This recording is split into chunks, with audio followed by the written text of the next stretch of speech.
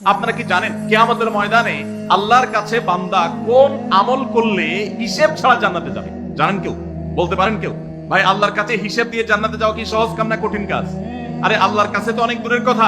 আপনি যে প্রতিষ্ঠানে চাকরি করেন তার মালিকের কাছে, উপরস্থ বসের কাছে একেবারে পুঙ্খানুপুঙ্খ করে প্রতিটা পয়সার হিসাব দিয়ে একদম সবকিছুতে পারফেক্টনেস প্রমাণ করা, এটাই তো একটা কঠিন কাজ, দুঃসাধ্য কাজ। সেখানে সারা জীবনের হিসাব আল্লাহর কাছে দিয়ে পাই পাই করে তারপর আপনি জান্নাতে যাবেন, বিষয়টা এত সহজ না। তাহলে হিসেব ছাড়া আল্লাহ তাআলা এমনিতে বলবেন হিসাব টিসাব নাই, তোমাকে এমনি জান্নাতে দিলাম, এটা চান আপনারা? দেখুন কোরআনে কারীম আল্লাহ তাআলা বলছেন, ইন্নামা ইউওয়াফাস সাবিরুনা আজরাহুম বিগাইরি হিসাব।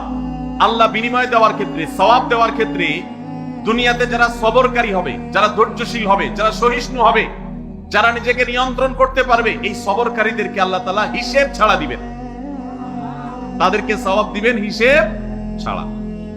তাহলে আপনি যখন আপনার কর্মস্থলে থাকবেন আপনাকে ধৈর্য ধারণ করতে হবে। আপনি যখন পাবলিক পরিবহনে উঠবেন আপনার মাথা ঠান্ডা রাখতে হবে। আপনি যখন আপনার বাসা বাড়িতে থাকবেন আপনার মাথা ঠান্ডা থাকতে হবে।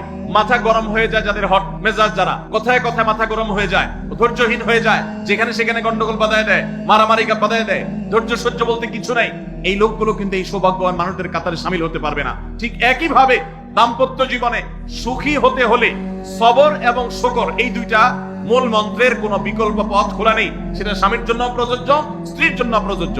স্বামী হিসেবে আপনি স্ত্রী অনেক অনিয়মতা দেখতে পাবেন, অনেক কিছু দেখতে পাবেন, আপনার আকাঙ্ক্ষা, আপনার চাহিদা, প্রত্যাশার বিপরীত আপনাকে সবর করতে হবে। ভাইরা আমার, আমাদের প্রিয় নবী সাল্লাল্লাহু আলাইহি সাল্লামের দাম্পত্য জীবনে কিন্তু টুনটান সমস্যা হয়েছে। আপনারা মনে করতে পারেন নবী সাল্লাল্লাহু আলাইহি সাল্লামের ঘর, ওনার স্ত্রীগণ সাহাবী, তারা উম্মুল মুমিনিন আমাদের মা, এত মর্যাদাবান মানুষ তারা, তাদের আবার ঝামেলা হয়েছে।